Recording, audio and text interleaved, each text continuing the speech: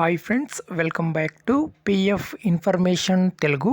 ఈ వీడియోలో ఒక ఈపీఎఫ్ మెంబర్ది అడ్వాన్స్ పిఎఫ్ క్లెయిమ్ ఇక్కడ అప్లై చేయబోతున్నాను.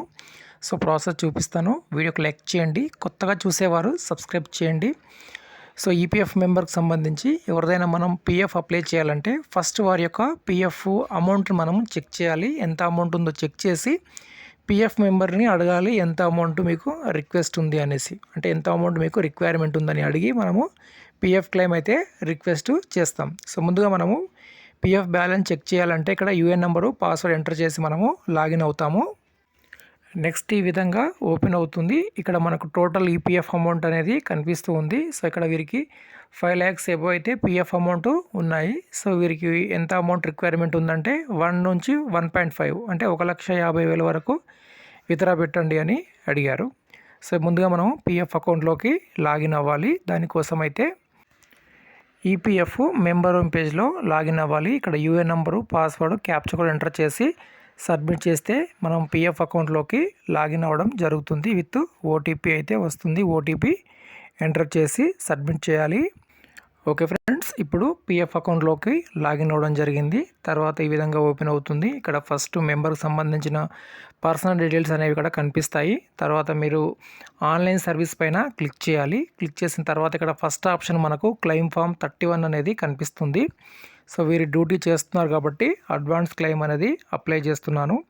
అలానే చాలామందిది కూడా ప్రస్తుతం పెన్షన్ క్లెయిమ్ అయితే రిజెక్ట్ అవుతుంది. సో ఒకే రీజనల్ పిఎఫ్ ఆఫీస్ కింద ఉంటే మాత్రం మనకు పెన్షన్ క్లెయిమ్ రిజెక్ట్ అవుతుంది. ఎవరికైతే వేరు పిఎఫ్ ఆఫీస్ అంటే మల్టిపుల్ ఐడీస్ ఉంటాయి కదా, వారికి వేరు పిఎఫ్ ఆఫీస్కి సంబంధించిన ఐడీస్ ఉంటాయి. అలా ఉన్నట్లయితే పెన్షన్ క్లెయిమ్ అనేది రిజెక్ట్ అవుతుంది. ఓకే, ఇప్పుడు నేను ఇక్కడ బ్యాంక్ అకౌంట్ ఎంటర్ చేసి వెరిఫై చేస్తాను. ఈ విధంగా బ్యాంక్ పేజ్ ఇక్కడ ఓపెన్ అవుతుంది. ఇక్కడ మీరు ఆల్రెడీ పిఎఫ్కి లింక్ ఉన్నటువంటి బ్యాంక్ అకౌంట్ని ఎంటర్ చేసి వెరిఫై చేసుకోవాలి.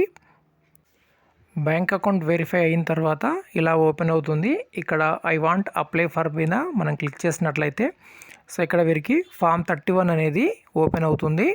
ఇప్పుడు ఫామ్ 31 అడ్వాన్స్ క్లెయిమ్ని మనము సెలెక్ట్ చేసుకుంటాము.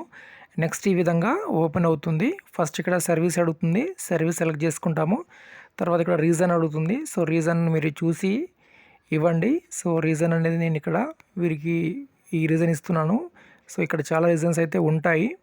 సో మీ యొక్క సర్వీస్ని బట్టి రీజన్ని మీరు సెలెక్ట్ చేసుకోవచ్చు. నెక్స్ట్ ఇక్కడ రిక్వైర్మెంట్ అమౌంట్, తర్వాత అడ్రస్ ఇవన్నీ ఇక్కడ మనం ఎంటర్ చేసేసిన తర్వాత బ్యాంక్ పాస్బుక్ కానీ బ్యాంక్ చెక్ కానీ ఇక్కడ మనము అప్లోడ్ చేయాల్సి ఉంటుంది.